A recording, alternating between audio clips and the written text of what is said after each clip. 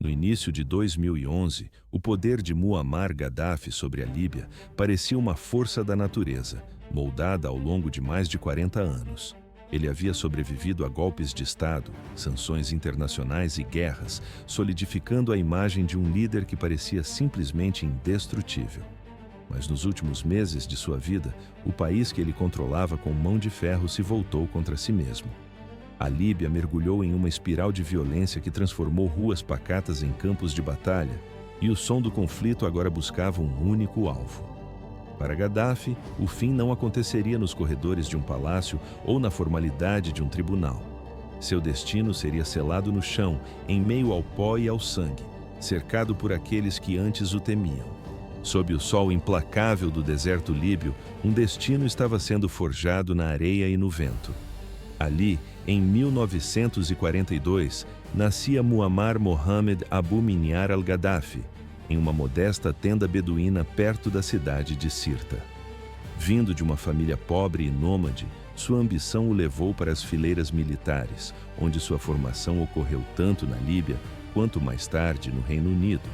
Com apenas 27 anos, em 1969, ele liderou um golpe de Estado audacioso e sem derramamento de sangue, destronando o rei Idris e tomando para si as rédeas do poder. A partir daquele momento, Gaddafi governou com um pulso de ferro. A monarquia foi extinta, as bases militares americanas e britânicas foram desmanteladas e a vasta riqueza do petróleo líbio foi nacionalizada, passando ao controle do Estado. Ele introduziu seu próprio sistema político, a Jamahiriya, um conceito que, no papel, prometia o poder direto ao povo. Na realidade, porém, todas as decisões continuavam a emanar de um único homem. Durante as décadas de 70 e 80, o nome de Gaddafi ecoou pelo mundo, frequentemente associado a ideologias radicais e ao apoio a grupos armados em outros países. A sombra da suspeita se tornou uma acusação direta após o atentado de 1988, quando o voo Pan Am 103 explodiu sobre Lockerbie, na Escócia, matando 270 pessoas. Como resultado, a Líbia foi isolada, sufocada por pesadas sanções internacionais por anos a fio. Enquanto isso, Gaddafi tentava esculpir uma nova imagem para si, posicionando-se como um líder pan-africano e pan-árabe, uma voz de união contra o Ocidente. No início dos anos 2000, ele suavizou sua retórica, abandonou programas de armas e reabriu o diálogo com nações ocidentais, em um esforço para reconstruir a economia de seu país. Contudo, dentro das fronteiras da Líbia, a realidade era outra. A raiva fervia sob uma superfície de controle absoluto, onde partidos políticos eram proibidos e a liberdade de expressão não existia. A imensa riqueza gerada pelo petróleo fluía para as mãos de uma pequena elite, enquanto Gaddafi e sua família viviam em um luxo ostensivo. Para muitos líbios, a luta diária era um contraste amargo com a opulência de seus governantes, e esse ressentimento, silencioso por décadas, estava prestes a encontrar sua voz. Enquanto um vento de mudança varria o norte da África, a Líbia vivia sob uma calmaria tensa, uma paz imposta por décadas de medo. Para muitos líbios, a vida era uma luta diária, e o descontentamento fervia sob a superfície. Assim, quando os protestos eclodiram em fevereiro de 2011, não foi surpresa que uma onda de descontentamento varresse as ruas.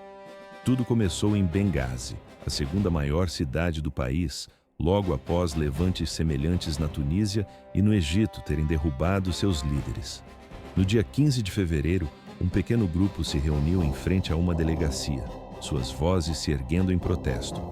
Eram as famílias de prisioneiros políticos, exigindo a libertação do advogado de direitos humanos, Fatih Terbil, detido horas antes por ousar falar sobre o massacre da prisão de Abu Salim, onde, em 1996, mais de 1.200 detentos foram executados. Aquele pequeno protesto foi a faísca que incendiou a planície. Em apenas 2 dias, o que era um clamor isolado se transformou em um rugido coletivo. O dia 17 de fevereiro ficou conhecido como o Dia da Fúria. quando milhares de líbios tomaram as ruas de Benghazi, Baida, Tobruk e Derna, fartos da ditadura, da pobreza e da repressão. A resposta do regime não foi o diálogo, mas a força bruta. As forças de segurança, incluindo a temida Agência de Segurança Interna e os comitês revolucionários, abriram fogo contra a multidão. Relatórios hospitalares confirmaram a carnificina. Mais de 230 mortos em apenas 4 dias, muitos atingidos no peito e na cabeça. Um sinal inequívoco do uso de munição real. Longe de recuar, o governo de Gaddafi dobrou a aposta, enviando mais tropas e posicionando atiradores de elite nos telhados para disparar contra os manifestantes. Enquanto a mídia estatal pintava um quadro surreal, culpando a revolta por agentes estrangeiros e jovens drogados, o filho de Gaddafi, Saif al-Islam, apareceu na televisão com um aviso sombrio.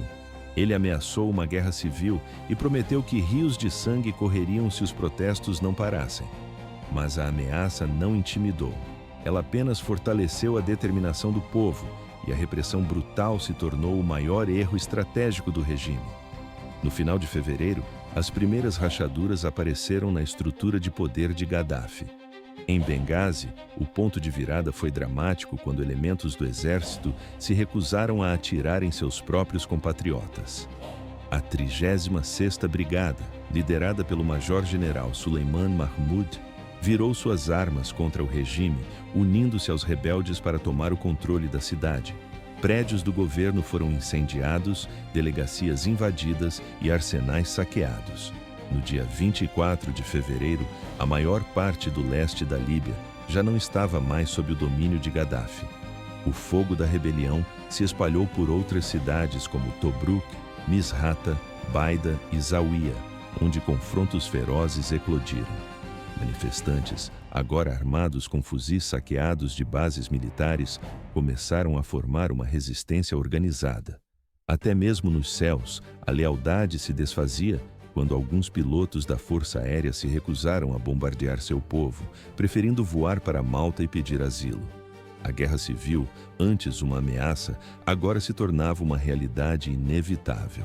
Nos céus líbios, uma crise de consciência se desenrolava. Pilotos da Força Aérea de Gaddafi, confrontados com ordens para bombardear seu próprio povo, tomaram uma decisão drástica. Em vez de despejar bombas sobre as cidades, eles desviaram seus caças, pousando em Malta para buscar asilo, um ato de desafio que ecoou por todo o país.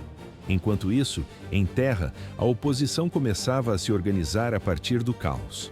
Em 27 de fevereiro, na cidade de Benghazi, nasceu o Conselho Nacional de Transição. Liderado pelo ex-ministro da Justiça, Mustafa Abdul Jalil, o Conselho se declarou a voz das forças revolucionárias, começando a traçar os planos para uma Líbia livre do controle de Gaddafi. Mas o ditador não cederia facilmente. Ele mantinha um controle férreo sobre Trípoli e as áreas vizinhas a oeste. Suas forças de elite, como a temida Brigada Qamis, comandada por seu próprio filho, possuíam um arsenal de tanques e artilharia pesada. Para esmagar os protestos, o regime não hesitou em contratar mercenários estrangeiros, vindos de países como Chad, Mali e Níger. A lealdade para ele era uma mercadoria que podia ser comprada. No início de março de 2011, a situação atingiu um ponto sem retorno. As forças de Gaddafi avançavam, usando tanques, poder aéreo e armamento pesado para retomar as cidades rebeldes. As notícias internacionais transmitiam imagens devastadoras. Bairros civis em Benghazi e Ajdabia, reduzidos a escombros. Um medo palpável se espalhava. Se Gaddafi chegasse a Benghazi, um massacre em grande escala parecia inevitável. O clamor por uma intervenção externa crescia a cada dia. Em 12 de março, a Liga Árabe realizou uma reunião de emergência, fazendo um apelo crucial por uma zona de exclusão aérea sobre a Líbia. Era o endosso regional que o mundo esperava. Na mesma semana, França e Reino Unido pressionaram as Nações Unidas a agir. Finalmente, em 17 de março de 2011, o Conselho de Segurança da ONU aprovou a Resolução 1973. Com 10 votos a favor e 5 abstenções, incluindo Rússia e China, a resolução autorizava o uso de todas as medidas necessárias para proteger os civis. A decisão proibia todos os voos militares no espaço aéreo líbio e exigia um cessar-fogo imediato. Mas o tempo estava se esgotando. Apenas 2 dias depois, em 19 de março, o som da guerra mudou. Os ataques aéreos começaram. Uma coalizão liderada por Estados Unidos, França, Reino Unido, Canadá e Itália deu início à operação. Os primeiros mísseis rasgaram o céu noturno, buscando um alvo preciso: os sistemas de defesa antiaérea de Gaddafi. O objetivo era claro: tomar o controle dos céus e impedir que o regime continuasse a atacar seu próprio povo do alto. Sob o manto escuro do Mediterrâneo, o silêncio estava prestes a ser rompido pela fúria da guerra. Mais de 110 mísseis de cruzeiro Tomahawk, disparados de navios de guerra americanos e britânicos, rasgaram o céu noturno em direção aos centros nevrálgicos do poder militar de Gaddafi. Seus sistemas de defesa aérea, estações de radar e centros de comunicação. Batizada de Operação Alvorecer da Odisseia, a ação da coalizão tinha um objetivo declarado: deter os ataques de Gaddafi contra civis, especialmente nas áreas onde a resistência rebelde se fortalecia. No solo, caças franceses mergulhavam sobre os tanques que avançavam em direção a Benghazi, transformando-os em carcaças fumegantes. A intervenção internacional havia começado de forma avassaladora. Em 23 de março, a estrutura de comando mudou. A OTAN assumiu o controle total das operações militares sob uma nova missão, a Operação Protetor Unificado. A aliança reunia os 28 membros da OTAN e parceiros de fora do bloco, como o Catar, os Emirados Árabes Unidos e a Jordânia, consolidando a frente contra o regime líbio. A campanha aérea foi devastadora e rápida. Grande parte da infraestrutura militar de Gaddafi foi pulverizada, incluindo seus caças MiG-23, bombardeiros Sukhoi e bases aéreas. Nas primeiras 2 semanas, dezenas de tanques e veículos blindados foram varridos do mapa, principalmente perto dos focos de resistência em Misrata e Zintan.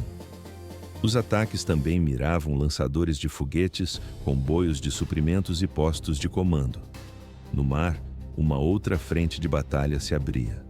A OTAN impôs um rigoroso embargo de armas, com seus navios de guerra patrulhando a costa líbia. Embarcações suspeitas de transportar material bélico para as forças de Gaddafi eram interceptadas, numa tentativa de sufocar a capacidade do regime de se rearmar. Apesar dos golpes severos, Gaddafi permanecia desafiador. Em discursos transmitidos pela televisão estatal, ele acusava a OTAN de tentar colonizar a Líbia e roubar seu petróleo. Chamava os rebeldes de ratos e traidores, prometendo limpar o país rua por rua. Seu regime ainda tentou revidar, disparando mísseis terra-ar de fabricação russa, mas eles se mostraram inúteis contra os ataques aéreos. Os céus pertenciam à OTAN, mas em terra, a guerra de Gaddafi estava longe de terminar. O verão de 2011 trouxe consigo mais do que o calor do deserto. Trouxe a certeza de uma mudança iminente. Com a OTAN martelando incansavelmente suas rotas de suprimento, depósitos de armas e centros de comando, as forças de Gaddafi se viam cada vez mais isoladas e exauridas. De diferentes cantos do país, grupos rebeldes das montanhas ocidentais, da frente de Misrata e do leste líbio começavam a fechar o cerco sobre a capital. Em 20 de agosto de 2011, a ofensiva final foi lançada sob o codinome Operação Alvorecer da Sereia. Era um plano audacioso coordenado em segredo que contava com combatentes infiltrados na cidade semanas antes. Enquanto colunas armadas avançavam pelas estradas, uma insurgência interna irrompeu no coração de Trípoli. A capital, por tanto tempo um bastião de poder, estava prestes a se tornar um campo de batalha. Nos 5 dias seguintes, a cidade mergulhou no caos. Confrontos pesados explodiram em bairros como Tajura, Fashlum e Souk al-Jumah, transformando ruas familiares em zonas de guerra.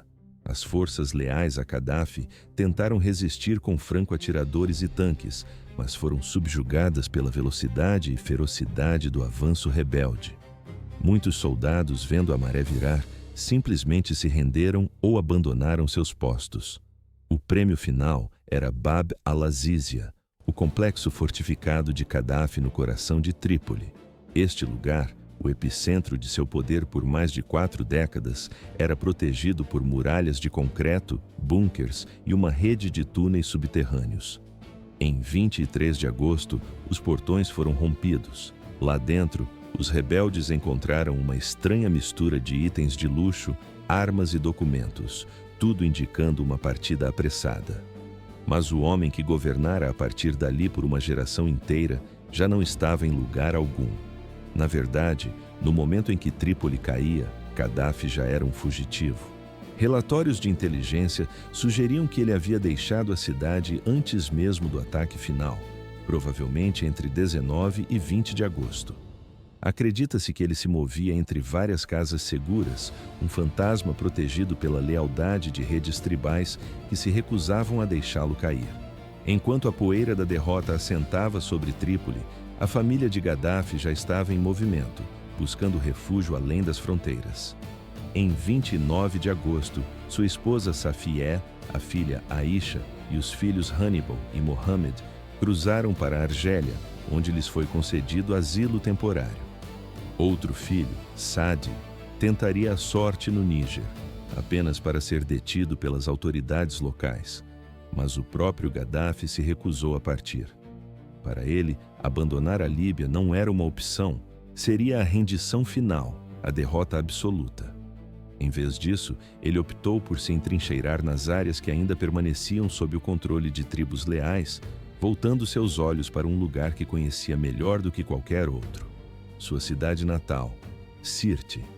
Situada na costa do Mediterrâneo, a cerca de 450 quilômetros de Trípoli, Sirte era mais do que um ponto no mapa. Era um símbolo de seu poder, uma cidade que ele havia erguido com edifícios modernos, avenidas largas e gabinetes do governo. Ali, ele recebera cúpulas da União Africana e sonhara em transformar a cidade na capital de um futuro Estados Unidos da África. Gaddafi chegou a Sirte no início de setembro de 2011, acompanhado por um círculo cada vez menor de seguidores. Eram seus assessores mais próximos, guarda-costas e combatentes de sua própria tribo, os Kadabfa, que ainda mantinham forte influência na região. Seus filhos, o comandante militar Mutassim e seu herdeiro político Saif al-Islam, também se moviam pelas sombras, entre esconderijos na cidade e seus arredores. Com a queda de Trípoli, Sirte se transformou no último bastião de Gaddafi, uma ilha de resistência sitiada. Ele estava isolado do resto do país, com as comunicações falhando e os suprimentos se esgotando a cada dia. Mas, para o coronel, a rendição ainda não era uma opção. A luta continuaria, mesmo que fosse até o último homem. O ultimato havia expirado e o silêncio que se seguiu era pesado de antecipação. O destino de uma nação estava prestes a ser decidido em uma última e sangrenta batalha. Na segunda semana de setembro, um anel de aço começou a se fechar em torno de Sirte. Milhares de combatentes do Conselho Nacional de Transição, agora reconhecido por muitas nações como o governo oficial da Líbia, convergiam sobre a cidade. Unidades de Misrata, Benghazi e Zintan avançavam pelo leste e pelo oeste, formando uma colcha de retalhos de milícias unidas por um único objetivo: capturar Gaddafi e selar o controle total do país. A expectativa entre os rebeldes era de uma vitória rápida, um colapso iminente do último bastião. Mas Sirte se revelou uma fortaleza. Combatentes leais, incluindo atiradores de elite e unidades de artilharia, haviam se entrincheirado em posições defensivas por toda a paisagem urbana.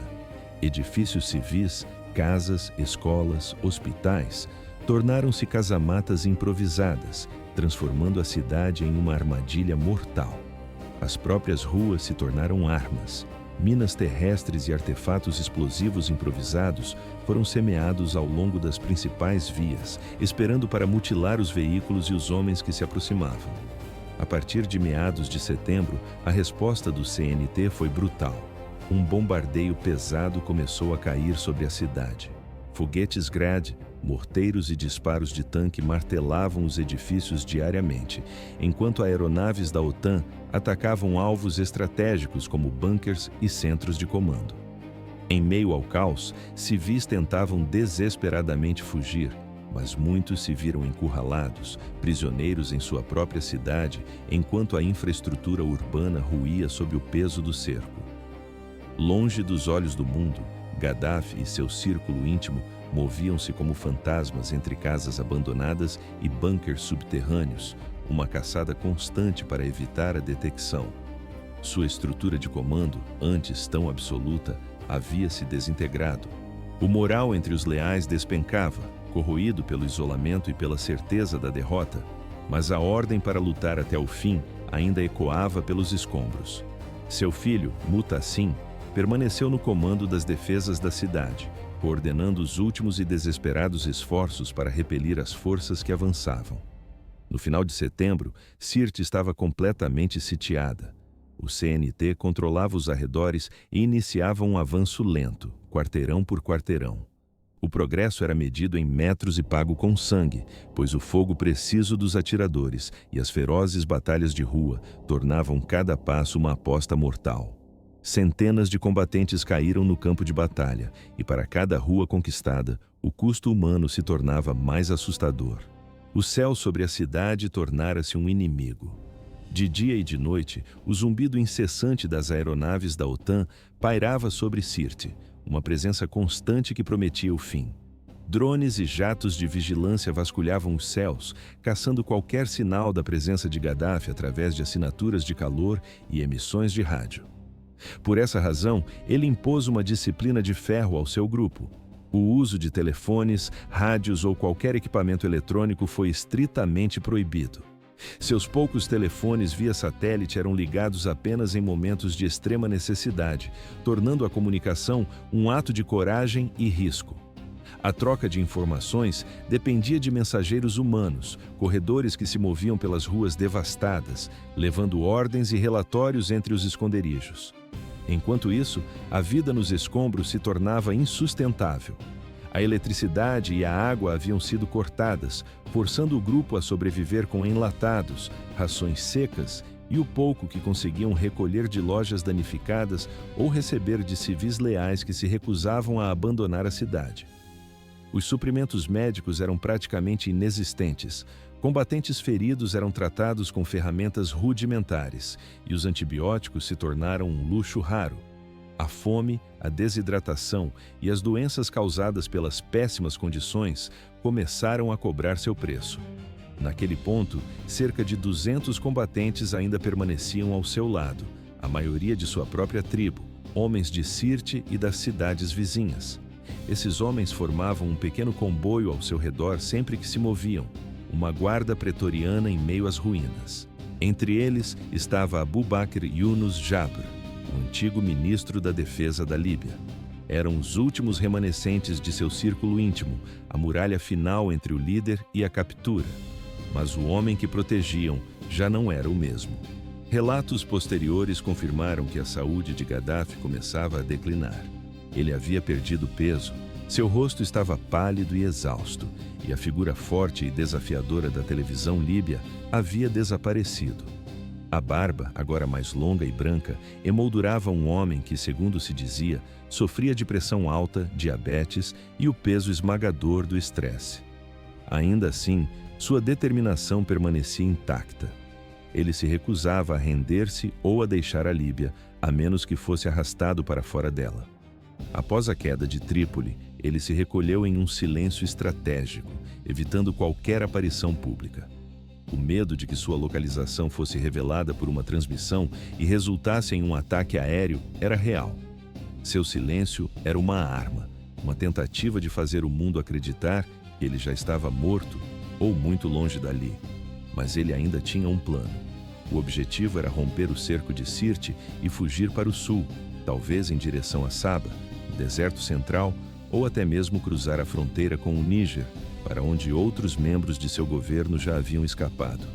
Contudo, cada rota de fuga estava bloqueada. As estradas eram vigiadas e os comboios que tentavam sair da cidade eram atacados ou forçados a recuar. Sem uma saída e sem um lugar seguro para se esconder, o desespero do grupo se aprofundava. Eles começaram a dormir em turnos, com alguns vigiando enquanto outros descansavam. Sacos de areia e escombros eram empilhados para proteger as entradas dos edifícios e ocultar os veículos da visão dos drones. O bombardeio constante tornava cada dia mais difícil e o cerco se fechava como um punho. Sob o céu de Sirte, a esperança se esvaía a cada hora. Em meados de outubro, com o cerco se fechando implacavelmente, tornou-se claro que a resistência de Gaddafi não poderia durar. No dia 19 de outubro, ele tomou a decisão final. A única opção que restava era uma aposta desesperada: a fuga. Naquela noite, os preparativos começaram em segredo. Um comboio com mais de 50 veículos, a maioria caminhonetes e SUVs, foi reunido nas sombras. Muitos deles foram adaptados às pressas com metralhadoras e armas antiaéreas, enquanto outros carregavam munição, pertences e os homens mais leais de Gaddafi. Entre eles estavam seu filho Mutassim, o chefe de segurança Mansur Dal e oficiais de alta patente. Alguns membros da família também se juntaram à caravana silenciosa. Por volta das 8 da noite, o comboio partiu, uma serpente de metal deslizando pelas ruas escuras da cidade devastada. Os veículos avançavam com os faróis apagados, movendo-se entre escombros e sob a copa das árvores, uma tentativa frágil de se esconderem do céu. O objetivo era alcançar os arredores de Sirte e seguir por uma rota no deserto em direção ao Wadi Zamzam, um caminho para a liberdade no Níger ou na Argélia. Mas eles não estavam sozinhos naquela escuridão. Sem que soubessem, drones de vigilância da OTAN observavam Sirte continuamente há semanas, e a inteligência americana e francesa monitorava qualquer sinal de fuga. Naquela mesma noite, um drone americano MQ-1 Predator, voando a milhares de metros de altura, captou as assinaturas de calor do comboio se formando. Fantasmas térmicos se movendo na tela de um operador a quilômetros de distância. Nas primeiras horas da manhã de 20 de outubro, enquanto a caravana alcançava a periferia oeste de Sirte, ela foi avistada novamente, desta vez com clareza fatal. Por volta das 8h30 da manhã, a armadilha se fechou. Um míssil Hellfire, disparado pelo drone americano, atingiu um dos veículos da frente com precisão cirúrgica, paralisando instantaneamente a vanguarda. Apenas 5 minutos depois, caças Mirage franceses surgiram no céu, despejando bombas guiadas a laser na retaguarda do comboio. Veículos explodiram em bolas de fogo, bloqueando qualquer chance de recuo. O ataque simultâneo nas duas pontas foi devastador, aprisionando todos que estavam no meio e transformando a fuga ordenada em um caos de gritos e metal retorcido. Em meio à fumaça e à confusão, os combatentes de Gaddafi tentaram uma resposta desesperada. Mas contra um inimigo que eles não podiam ver, a coragem já não era suficiente. O ar da manhã se partiu com o som de metal rasgando metal. O comboio, que antes avançava com uma falsa sensação de segurança, agora era uma armadilha de fogo e fumaça. Guardas e combatentes tentaram uma resposta desesperada, mas seus rifles eram inúteis contra a fúria que vinha do céu. Veículos explodiram em bolas de fogo, enquanto outros capotavam ou colidiam, seus motoristas tentando escapar do inevitável.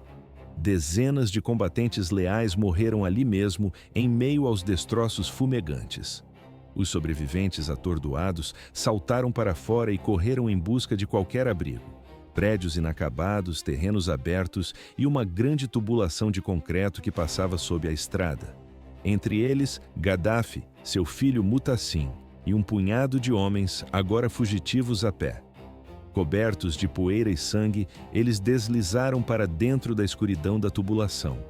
O espaço era claustrofóbico, com pouco mais de 1 metro de diâmetro, escondido da estrada por arbustos e detritos. Lá dentro, o único som era o da respiração contida, enquanto aguardavam em silêncio. Mas a esperança era um luxo que eles não podiam mais pagar. Enquanto isso, os combatentes rebeldes de Misrata já se aproximavam. Rastreando o comboio por dias, eles chegaram ao local do ataque momentos depois da explosão, uma matilha faminta no encalço da presa. Armados com fuzis, granadas e metralhadoras leves, eles começaram uma varredura metódica do terreno, inspecionando cada veículo destruído, cada sombra nos prédios vizinhos. Não demorou muito para que um rastro de sangue e pegadas perto da estrada traísse a fuga desesperada. O caminho levava diretamente à boca escura da tubulação. A cautela ditou o primeiro movimento. Uma granada arremessada na escuridão para neutralizar qualquer resistência. Depois da detonação, o silêncio. Avançando com cuidado, eles se debruçaram sobre a abertura. E então, na penumbra, eles o viram. Encolhido, acuado, estava Gaddafi. Vestia calças marrons e uma camisa manchada de sangue sob um colete à prova de balas. O cabelo emaranhado, o rosto, uma máscara de sujeira e sangue seco. Ferimentos no braço esquerdo, nas costas e na perna direita marcavam o preço de sua sobrevivência ao ataque aéreo. Ele foi arrancado de seu último refúgio e arrastado para a luz do sol. Cambaleante, mal conseguindo ficar de pé, o homem que governou a Líbia por 4 décadas era agora apenas um prisioneiro ferido. Seu filho Mutassim, também ferido, mas ainda de pé, foi capturado momentos depois, junto com Abu Bakr Yunus Jabr, gravemente atingido. Qualquer um que tentasse fugir do cerco era abatido ou rendido no local. Para eles, a guerra havia terminado. Em meio ao caos de metal retorcido e fumaça, a caçada chegava ao fim. O ar pesado da batalha começava a se dissipar, revelando os sobreviventes. Mansur Dal, um dos poucos capturados com vida, mais tarde confirmaria o destino frustrado do grupo. Uma fuga desesperada para a cidade de Saba, interrompida pelo ataque aéreo. Dali, os rebeldes arrastaram Gaddafi para uma estrada próxima e o jogaram na traseira de uma caminhonete. Aquele momento selou seu destino. A notícia da captura de Gaddafi ecoou por rádios e telefones como um incêndio, e em poucos minutos, uma multidão de combatentes cercou o veículo. À medida que a caminhonete avançava lentamente, uma onda de fúria se abateu sobre ele. Golpes de bastões, punhos e coronhas de fuzis choviam por todos os lados. Alguns puxavam seu cabelo e rasgavam suas roupas, enquanto outros gritavam insultos que ecoavam décadas de opressão. Cada grito era uma lembrança amarga da ditadura, das torturas e dos bombardeios que os líbios haviam suportado. Alguns combatentes subiram na caçamba, desesperados para se aproximar. A situação havia espiralado para um caos absoluto. As imagens que logo correriam o mundo mostrariam um Gaddafi caído, sangrando profusamente pela cabeça e pelo tronco. Em um momento, ele tentou se erguer, apenas para ser forçado de volta ao chão ensanguentado da caminhonete. A violência continuou por vários minutos, enquanto o veículo lutava para abrir caminho pelas ruas estreitas, lotadas de homens armados. O momento exato de sua morte se perdeu no meio da violência. Relatórios médicos posteriores apontaram disparos na cabeça e no abdômen, mas as circunstâncias permanecem obscuras. Alguns dizem que ele foi baleado durante a luta na caminhonete, outros sussurram que um combatente pode ter puxado o gatilho deliberadamente. Não houve julgamento oficial nem anúncio de uma execução formal. O que se sabe com certeza é que, quando a caminhonete finalmente deixou os arredores de Sirte e alcançou um posto de controle do Conselho Nacional de Transição, Muammar Gaddafi já estava morto. Seu corpo estava coberto de sangue, a camisa rasgada e as calças encharcadas. Múltiplas perfurações de bala e hematomas marcavam sua pele. Os médicos que o examinaram mais tarde confirmaram sua morte por volta da 1 da tarde do dia 20 de outubro de 2011, aos 69 anos. Seu corpo foi então levado para a cidade de Misrata, um lugar que havia sofrido profundamente durante a guerra. Lá, por 3 dias, sob o controle da polícia local, ele foi mantido dentro de um frigorífico de carne em um mercado, uma exibição macabra para um regime encerrado. Na cidade de Misrata, sob o controle da milícia, uma fila silenciosa se formava. Centenas de pessoas aguardavam para testemunhar o fim de uma era, gravado na imobilidade de um corpo. muitos erguiam seus celulares, capturando imagens que percorreriam o mundo. Para alguns, aquele momento representava um encerramento doloroso. Para outros, era o gosto frio da vingança finalmente servida. Ao lado dele, jaziam os corpos de seu filho, Muhtassin Gaddafi, e de Abu Bakr Yunus Jabir. Ambos haviam sido capturados vivos, mas não sobreviveram por muito tempo. Muhtassin sucumbiu a um tiro no pescoço e no peito. Jabir, às feridas fatais sofridas durante o ataque ao comboio. Apenas 3 dias depois, em 23 de outubro, o Conselho Nacional de Transição declarou oficialmente o fim da Guerra Civil. O conflito, que durou mais de 8 meses e ceifou mais de 30 mil vidas, havia terminado. A Líbia estava, enfim, sob uma nova liderança. Com o fim das exibições públicas, uma questão urgente emergiu. O que fazer com os restos mortais do ditador? Na noite de 25 de outubro de 2011, sob o manto da escuridão, Gaddafi foi sepultado. O local escolhido foi um ponto remoto e não marcado no deserto, em algum lugar no oeste da Líbia. Até hoje, a localização exata de seu túmulo permanece um segredo de Estado. O fim de Gaddafi foi tão violento quanto o regime que ele construiu ao longo de décadas. E mesmo após sua morte, o eco de suas últimas horas ressoava em perguntas sem resposta. Quem ordenou o disparo final? Por que ele nunca enfrentou um tribunal? Sua captura poderia ter tido um desfecho diferente? Mas para incontáveis líbios, exaustos pela guerra, os detalhes não importavam. A morte dele não era uma questão de justiça, mas um ponto final. Um capítulo da história que, finalmente, podia ser virado.